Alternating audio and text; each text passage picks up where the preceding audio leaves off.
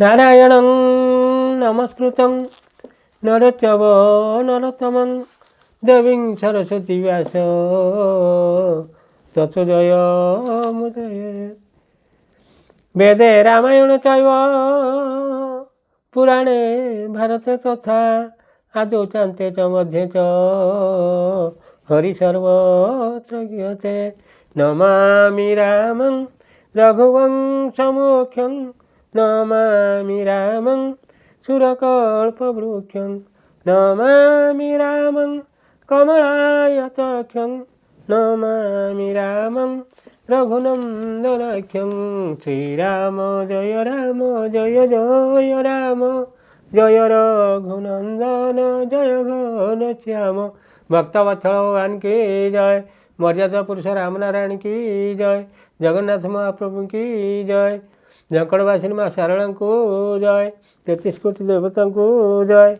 मोर प्रिय श्रोता बंधु आपण मैंने परवर्ती अध्याय शुणी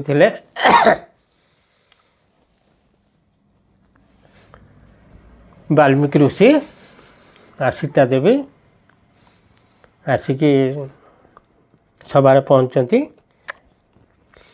मर्यादा पुरुष राम कहते लंका पुरे देवता आगे यही सीता अग्नि प्रवेश करते। देवता मान भी देखी आम पिता दशरथ भी देखी। ये बानर रक्ष मान जी थे ये माने भी देखी किंतु अयोध्यावासी देखी नथिले। मत नाना कथा कहीकि सीता विषय अपवाद देले से कथा मु सही पार नथिली। निर्दय भाव में वनवास जाइथिली। सीता गला बेले तांको गर्भरे 5 मास होइथिला। ये दुर्जन खल लोक कथार पड़ी मु निष्ठुर कर्म करी से दोष हे ऋषिवर से दोष मोर क्षमा करंतु। ये 2 जन बालक मोरी पुत्र अटंती। मु एक कथा भल भाव जानी मोर संदेह नहीं। निष्पापी पुण्यचरित्रा जनकनंदिनी सीता ताको भी भल भाव जानी से माने सी संपूर्ण निर्दोष। केवल लोक अपवाद भय मुझे वनवास देती किंतु वनवास देती सत तांको निकटरे मोर सदा सर्वदा मन मोर थाए।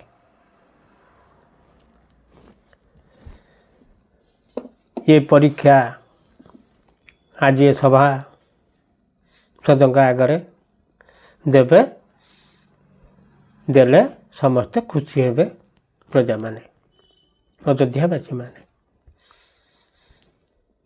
केबे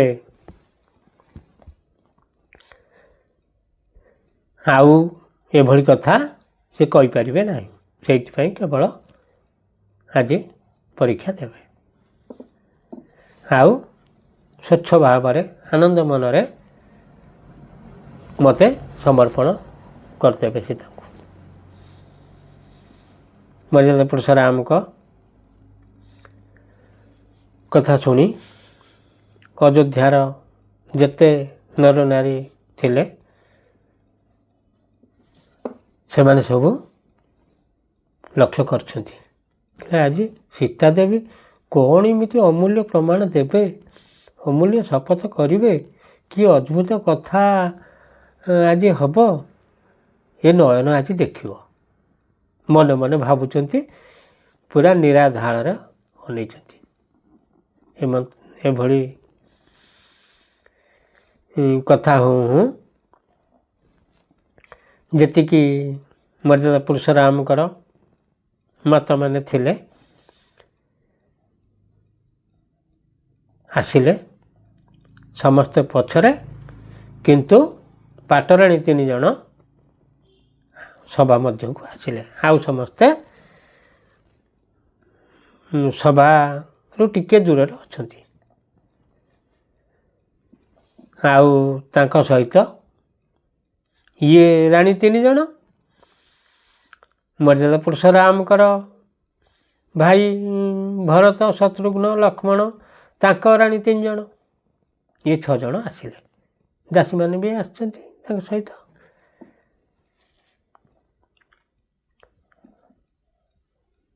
ଏହି ସମୟରେ ମର୍ଯ୍ୟାଦା ପୁରୁଷ ରାମଙ୍କର, ସେ ତ ବିଷ୍ଣୁ ଅବତାର, ତାଙ୍କ ମନ କଥା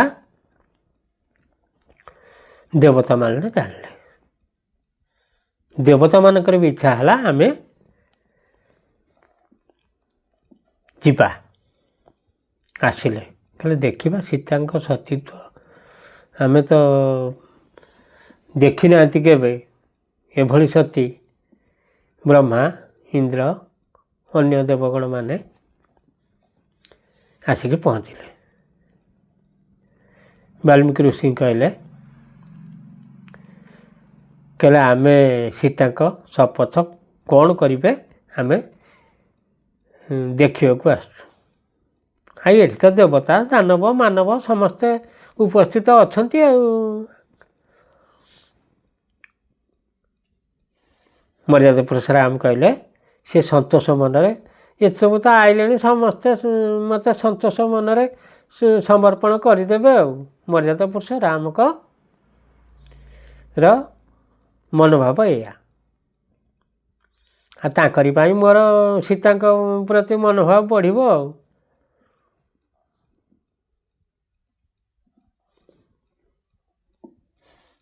ସେତେବେଳେ ଖାଲି ଦେବଗଣ ନୁହେଁ,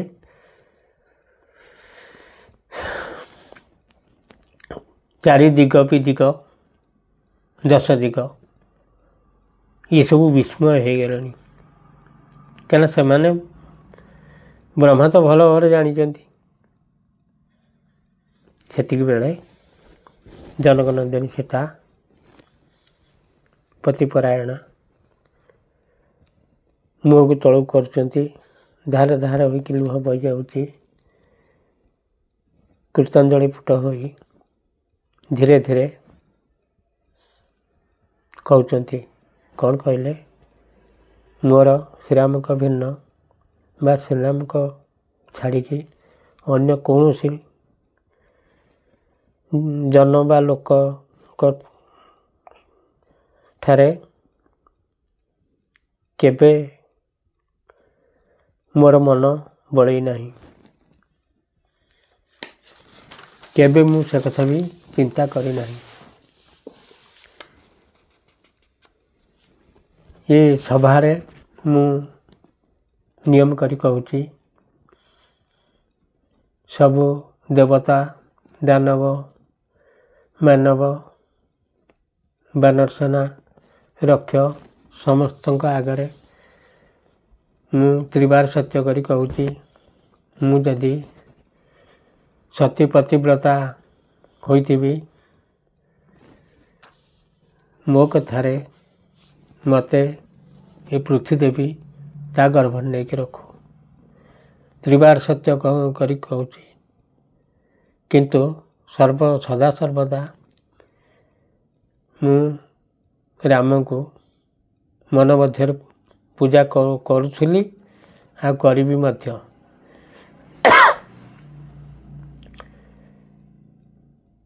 ଏ କଥାରେ ଯଦି ସତ୍ୟାସତ୍ୟ ଥିବ, ତାହେଲେ ପୃଥ୍ୱୀ ଦେବୀ ବାଟ ମୋତେ ଦେଖାଉ, ମୁଁ କେମିତି ପାତାଳକୁ ଯିବି।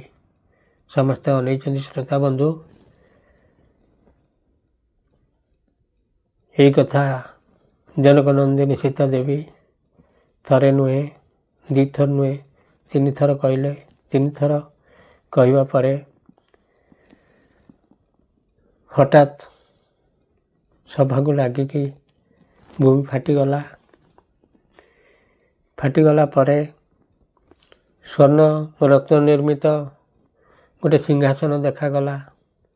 ତାକୁ ନାଗଗଣମାନେ ଆଣୁଛନ୍ତି।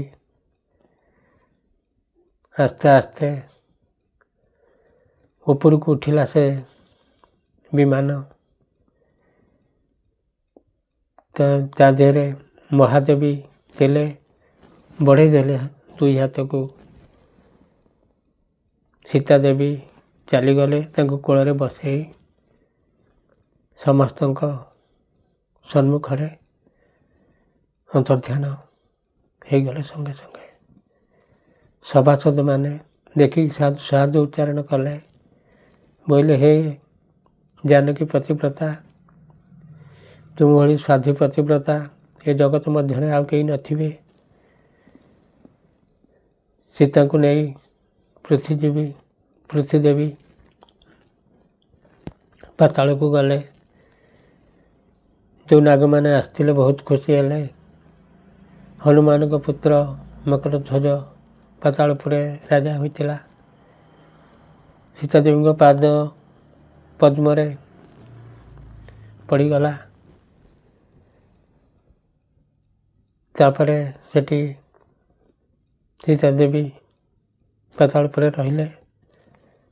ଏଠି ସୀତାଦେବୀଙ୍କୁ ବାପା ପୂଜା କରେ, ଭକ୍ତି କରେ। ପାତାଳପୁରେ ପୁତ୍ର ପୂଜା କଲା, ହନୁମାନଙ୍କ ପୁତ୍ର। ସଭାସ୍ଥଳରେ ଯେତିକି ଲୋକ, ରାଜା ମହାରାଜା, ଦେବତାମାନେ, ଅସୁର ବି ଥିଲେ, ବାନରମାନେ ବି ଥିଲେ, ନିରୀକ୍ଷଣ କରୁଛନ୍ତି ମର୍ଯ୍ୟାଦା ପୁରୁଷ ରାମକୁ। ସେତେବେଳକୁ ମର୍ଯ୍ୟାଦା ପୁରୁଷ ରାମ, ତାଙ୍କ ହୃଦୟରେ କ୍ରୋଧ ପରିପୂର୍ଣ୍ଣ ହେଇଗଲାଣି। ସ୍ୱପ୍ନ ପରି ଲାଗୁଛି ସମସ୍ତଙ୍କୁ। ମର୍ଯ୍ୟାଦା ପୁରୁଷ ରାମ ଭାବୁଛନ୍ତି, ନ ଦେଖିଥିଲି ନାହିଁ, ଦେଖିଲା ପରେ ବି ଅନ୍ତର ହେଇଗଲେ। ଜାନକୀଙ୍କୁ ବସୁମତୀ ନେଇଗଲେ।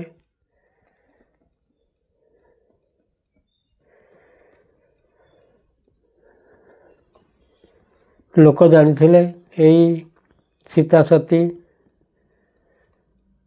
ଦେହରେ କଳଙ୍କ ଥିଲା। ଆଜି ଦେଖିଲେ ସେଇ ସୀତା ସତୀ ବିମାନ ଉପରେ ବସି ବା ବିହାର କରିକା ମୁହୂର୍ତ୍ତ ମଧ୍ୟରେ ପାତାଳପୁରକୁ ଚାଲିଗଲେ। ସେ ସଭାସଦମାନେ ହାହାକାର ଶବ୍ଦରେ ସଭାସଦ ଗଣମାନେ ପୂର୍ଣ୍ଣ କରିଦେଲେ ସେ ଜାଗାଟାକୁ। ସେହି ସମୟରେ ମର୍ଯ୍ୟାଦା ପୁରୁଷ ରାମ ଆଉ ଧୈର୍ଯ୍ୟ ନ ଧରି ଜ୍ଞାନ ଶୂନ୍ୟ ହୋଇକି ପଡ଼ିଗଲେ। ସୁଗ୍ରୀବ ତାଙ୍କୁ ଉଠେଇଲେ। ବିଭୀଷଣ ଆସିକି ବିଞ୍ଚାବିଞ୍ଚି କଲେ। ଘଣ୍ଟେ ପରେ ମର୍ଯ୍ୟାଦା ପୁରୁଷ ରାମଙ୍କର ଚେତା ଆସିଲା। ହା ସୀତା କହିକି ବହୁତ କାନ୍ଦିଲେ। କାହିଁ ଛାଡ଼ି ଗଲ ପ୍ରିୟେ ମୋ ହୃଦ ଚନ୍ଦନ, ସୀତାଙ୍କୁ ସୁମରି ରାମ କଲେ କରଜନ। ଆଗ ଚାରୁ ଚନ୍ଦ୍ରମୁଖୀ କୁଞ୍ଚିତ କୁନ୍ତଳେ, ନିର୍ଦ୍ଦୟ ହୋଇନ ଛାଡ଼ି ଗଲୁ ଏତେ କାଳେ। ତୋ ସୁନ୍ଦର ମୁଖ ପଦ୍ମ ଆଉ କି ଦେଖିବି, ଆଗ ପ୍ରିୟେ ତୋହ ବିନା କିପରି ବଞ୍ଚିବି। ବୀଣା ଜିଣା କଥା ପଦେ ନ କହିଣ ମୋତେ, ଏହା କରି ଗଲୁ ସଖୀ କହ କି ନିମନ୍ତେ। ତୁହି ଅଟୁ ସତୀଙ୍କର ମୁକୁଟର ହୀରା, ପତିବ୍ରତା ହୋଇ କେହି ନାହିଁ ତୋହ ପରା। ଲଙ୍କାରେ ଅନଳେ ପଶି ହୋଇଲୁ ବାହାର, ସେ କଥା ତ ନ ଜାଣନ୍ତି ଅଯୋଧ୍ୟାର ନର। ତାଙ୍କର ବିଶ୍ୱାସ ପାଇଁ ଶପଥ ବିଧାନ, କରାଉଥିଲି ମୁଁ ସିନା ଆରେ ପ୍ରାଣ ଧନ। ସେଥିପାଇଁ ତୁହି କିମ୍ପା ନିଷେଧନ କଲୁ, ଏ ଦୁଃଖ ସାଗରେ ମୋତେ ପେଲି ଦେଇ ଗଲୁ। ଅତ୍ୟନ୍ତ ହୋଇଲେ ସବୁ ହୁଅଇ ଗହିତ, ଅତି ମନ୍ଥନେ ସାଗରୁ ବିଷ ହେଲା ଜାତ। ଅତି ଦାନ କରି ବଳି ପାତାଳେ ରହିଲା, ମୋର ଏ ଶପଥ ବିଧି ସେହିପରି ହେଲା। ଖଳ ଲୋକଙ୍କର କଥା ଜାଣି ନ ପାରିଲି, ମସ୍ତକ ଥିବା ମଣିକୁ ଦୂରେ ଫିଙ୍ଗି ଦେଲି। ଭଲ କରି ତୋର ରୂପ ନ ଦେଖିଲି ଥରେ, କଷ୍ଟ ଦେଲି ବନ ପେଶୀ ନିର୍ବୋଧପଣରେ। ପାଶରୁ ଛାଡ଼ିଲେ ହେଲେ ତୋଠାରେ ଚିତ୍ତ, ସବୁବେଳେ ରହିଥାଏ ହୋଇନ ଆସକ୍ତ।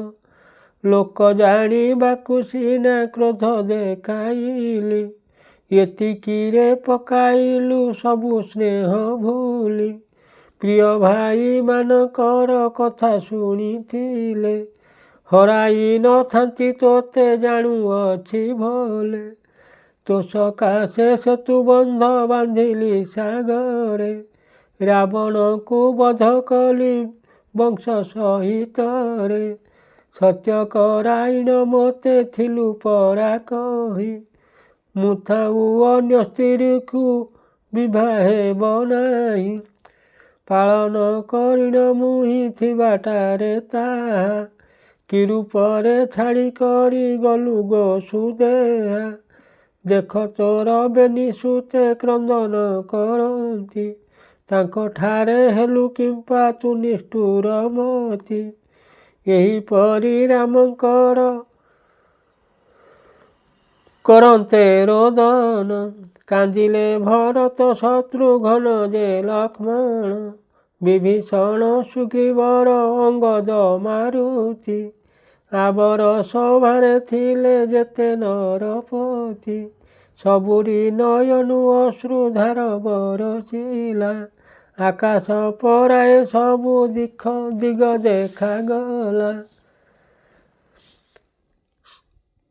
ସୀତାଙ୍କର ରୂପ ଗୁଣ ସୁମରି ଶ୍ରୀରାମ, ଏହିପରି ବହୁବେଳ କରିନ ରୋଦନ। ଲୋତକରେ ଗଣ୍ଡସ୍ଥଳ ବକ୍ଷ ଚିନ୍ତାଇଲେ, ହା ବିଧାତା କି ଦୁର୍ଦ୍ଦଶା ଦେଲୁ ଯେ ବୋଇଲେ। ପତିବ୍ରତା ସ୍ୱରୂପିଣୀ ଜନକ ଦୁହିତା, ଚାହୁଁ ଚାହୁଁ ନେତ୍ରପଥୁ ହେଲେ ଅନ୍ତର୍ହିତା। ଅନାଦର କରି ମୋତେ ଦୁଷ୍ଟ ବସୁନ୍ଧରା, ମୋର ଶାନ୍ତ ଭାବ ଦେଖି ଏହା କଲା ପରା। ମୋର ଅସାକ୍ଷାତ ହରି ନେବାରୁ ରାବଣ, ବଂଶ ସହିତରେ ତାର ଘେନିଲି ପରାଣ। ଏବେ ମୁହିଁ ପ୍ରାଣେ ଥାଉ ଏମନ୍ତ କରିଲା, ତାର ନିଜ ଅପକାର ଲୋଡ଼ି ଯେ ଆଣିଲା।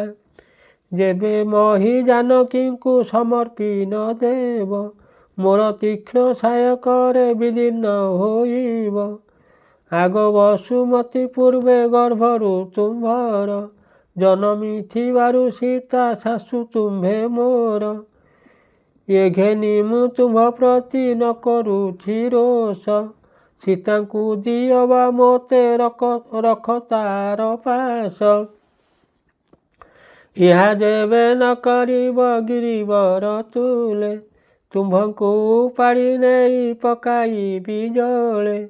କ୍ରୋଧ ହୋଇ ଏହି ରୂପେ କହନ୍ତେ ରଘୁରାଣ, କହିଲେ ତାହାଙ୍କୁ ଧୀରେ କମଳ ଆସନ। ଆହେ ରାମ ରଘୁକୁଳ ପୂର୍ଣ୍ଣ ସୁଧାକର, ମୋ ବଚନ ଘେନି ଶୋକ ପରିତ୍ୟାଗ କର। ସୁମରଣ କରି ନିଜ ବୈଷ୍ଣବ ଭାବ, ଶାନ୍ତ ହୁଅ ମହାମୋହ ତ୍ୟଜିଆ ହେ ଦେବ। ପ୍ରକାଶ କରିନ ତାହା କହିବାକୁ ମୁହିଁ, ଏ ଲୋକ ସମାଜ ମଧ୍ୟ ଇଚ୍ଛା କରୁନାହିଁ। ତୁମ୍ଭ କ୍ରୋଧ ଦେଖି କରି ଦେଉଛି ସ୍ମରଣ, ଦିବ୍ୟ ଜ୍ଞାନେ ନିଜ ରୂପ ସୁମରି ଆପଣ। ଜାଣି ନ ପାରିଲ ତାଙ୍କୁ ଚିହ୍ନି ନ ପାରିଲ, ବିଷୟାରେ ମଜି କରୁ ନିଧିକୁ ତେଜିଲ। ଲକ୍ଷ୍ମୀ ପ୍ରତିରୂପା ସେହି ଜନକ ତନୟା, ରସାତଳେ ରହିଲେଣି ଛାଡ଼ି ମୋହମାୟା। ଅମରପୁରକୁ ଯାଇ ପୁଣି ତୁମ୍ଭ ତୁଲେ, ମିଳିତ ହୋଇବେ ଆଉ ଅଳ୍ପ କାଳ ଗଲେ। ସୁସ୍ଥମତି ହୋଇ ଏବେ ଶୁଣ ଏହି ବାକ୍ୟ, ତୁମ୍ଭର ସବୁ ଚରିତ ଏଥୁ ଜଣାଯିବ। ସଭା ମଧ୍ୟ ସମସ୍ତଙ୍କ ସହିତରେ ବସି ଶୁଣିଅଛ 3 ଭାଗୁ 2 ଭାଗ ଶେଷି।